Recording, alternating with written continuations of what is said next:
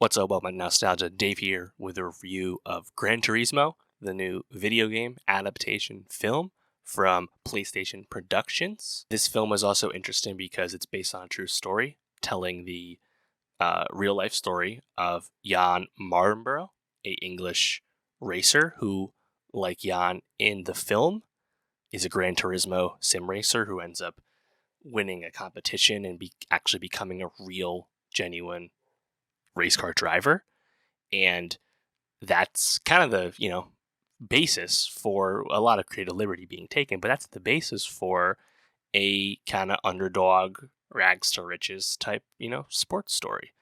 Of course, directed by Neil Blomkamp, who once upon a time tried to make a Halo movie. He's actually making a video game movie now, funny enough, and starring two big name actors here: David Harbour, who plays a former racer who ends up being like the trainer, like engineer for Jan as he tries to come up, and Orlando Bloom plays this Nissan like kind of marketing executive who is kind of the one who births this idea to recruit the best sim racers in the world and try and make a real genuine like racing team and make racing careers as a result. Fun premise. I think right off the bat, it's got to say like Harbour's awesome as this kind of gruff racer with some regrets. He's also, it's fun because he's very anti this idea. He doesn't believe in these sim racers, doesn't think they can hack it. And that comes across really well. Also, nice to be with Orlando Bloom. I think a lot of people love Orlando Bloom, myself included. He hasn't been the most active or prolific in a while now, but he's just kind of really fun in this role as a kind of executive character. So yeah, I quite enjoyed that. I think what's my biggest gripe with the movie is Archie Madekwe, who plays Jan. He was in Midsommar. He's been in some stuff, but I did not really care for his performance. I don't know if that's how it was on the script. That's how Jan is in real life, but I thought Archie was just kind of a bit of a wet noodle, a bit of a, lack of a presence. He didn't emote very well to me. I thought he was a bit of a downer as your lead protagonist here. But the film itself, it's quite formulaic and predictable in the sense you know how it's going to go. A lot of sports cliches that we recognize, right? Despite all that, I think it's done like convincingly and like genuinely enough that it's like still a pretty fun story, fun time watching the come up. And I guess the fact that Jan is legitimately like an underdog in the sense that he's a sim racer trying to be a real racer. Obviously, sim racing doesn't prepare you for the physical demands of being in the car. And that's pretty interesting. I think there's a lot of like interesting cliches here. Like we have not one, but two photo finishes, just very unrealistic kind of thing. You have to leave a lot of, I think, suspension of disbelief at the door, right? Like the way this goes, Jan, of course, wins the initial competition against other Gran Turismo sim racer players. He wins that initial competition, obviously, and then progresses, and he's in, I believe, like Super GT series in Europe, driving like GTR cars. And it's cool to like go visit other tracks that, like, if you're a racing fan, you would recognize. Like they go to Hockenheim in Germany, they go to the Red Bull Ring, they go to the Nürburgring in Germany, which is the scene of a really big crash, famous crash that really happened in Jan's life. Although when it happens in the timeline of the film is completely different, which has been controversial to some. I think what's and then after all this happens, Jan ends up racing in the 24 hours of Le Mans. I feel like a lot of that you just have to like be willing to yada yada. Like a brand new racer basically jumps through multiple series like very, very quickly. You just have to like acknowledge that's okay. And of course, his rivals on the track follow him to every one of these series and events. It's like it's a bit convenient. If you know how like racing works and stuff, you might like recognize the lack of like realistic competition there. It doesn't matter. It doesn't detract from the movie. It's fine. I think it's interesting though that like this film is positioning like this aversion to sim racing, and I guess maybe it makes sense because the way the story takes place, we're talking about like over 10 years ago when this story really happened. But nowadays, it's almost coming at like odd time because sim racing has honestly been embraced in the world of motorsport, right? You think about Formula One racers, like some of the best in the game right now, people like Max Verstappen, Lando Norris, they sim race all the time and talk about how it helps them be real racers. Like that's where we're at, where sim racing is a tool used by people that really race cars, not to mention a way to just to learn tracks and stuff like that. So it's not the most like effective, I guess, piece of conflict if the story was taking place today, I guess because it's dated back in, you know, 13 years ago ish. And the fact that this actually is how it went with Jan, I guess that's okay. But that's something else I also noted. Also, it's kind of funny to me that like the main like villain, quote unquote, Jan's main rival in terms of on the track is I forget his name. He's Kappa, Nicholas Kappa. And he's like clearly like a pay driver, like really from a really wealthy family. Seems to not be English. It's perhaps a nod to like Nikita Mazepin in F1 or something like that. He seems to have like all this like clout, like popularity from like the press and stuff like that. And it's like also not a realistic portrayal of how pay drivers are actually viewed by the racing community.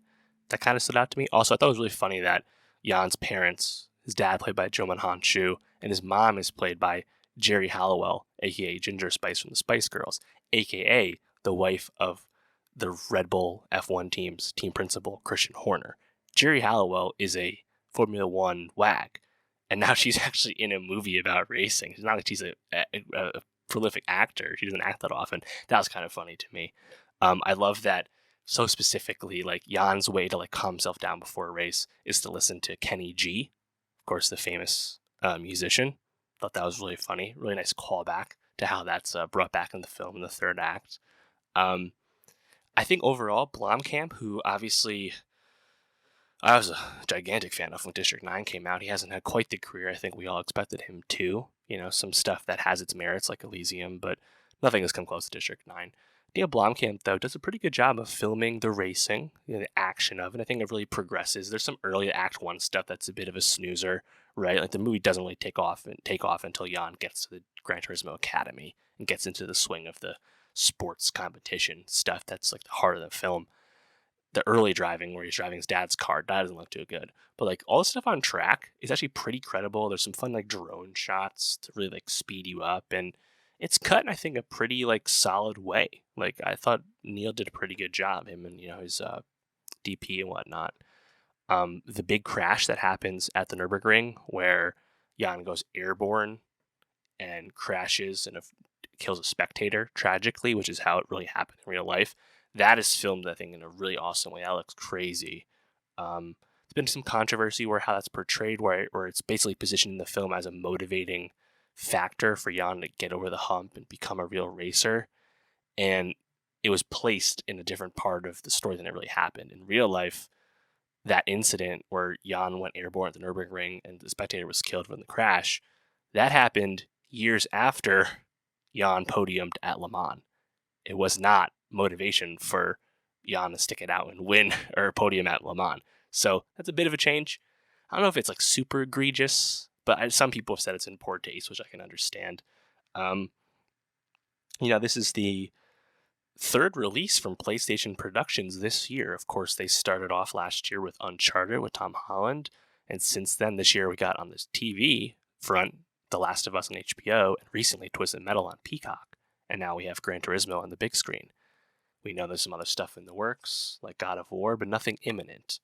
PlayStation Productions seems to be kicking off, and much like how Mattel is rating their toy box post-Barbie, PlayStation realizes they have a vast library of IP to exploit.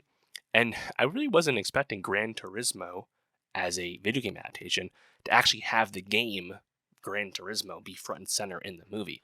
It's largely a big ad for Gran Turismo. Like they literally go to Polyphony, the developer of the game in Tokyo, and go to the studio and talk about the merits of the game. And the head of the studio is in the film and played by an actor. Then the actual head of the studio has a cameo in the film too. Like in a sense, you could see this like big brand management. The PlayStation logos are everywhere. Gran Turismo as a name is everywhere.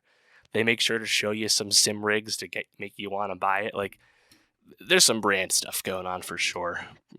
That being said, I still was kind of surprised that like the name Gran Turismo actually be like really like named like the Gran Turismo we understand. It's like part of the film. Kind of interesting.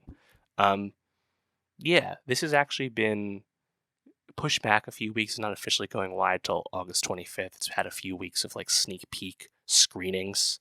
I think part of that is due to the strike, but also because getting a little more breathing room from Barbenheimer, probably not the worst thing right now for other movies trying to make some cash. So all good. Should be interesting to see how it performs. I really do not have a good feel for what that tracking would be. But it's also not a movie that like I need a sequel from for sure. This was a classic closed loop type thing, and I think we'd all be probably more invested in some of the more big name, dramatic PlayStation stories to be adapted, like Ghost of Tsushima or Horizon or God of War, etc. So probably the last we see of Gran Turismo on the big screen for some time. But honestly, pretty solid effort. You know, if you get past the brand stuff, you get past the cliche and the formula, it's a pretty fun time. Looks pretty nice. So yeah, Gran Turismo, let me know. What'd you think of the movie? Did you feel like it was an effective adaptation, if such a thing can exist with a video game movie these days? And for more movie reviews, subscribe, and I'll see you next time.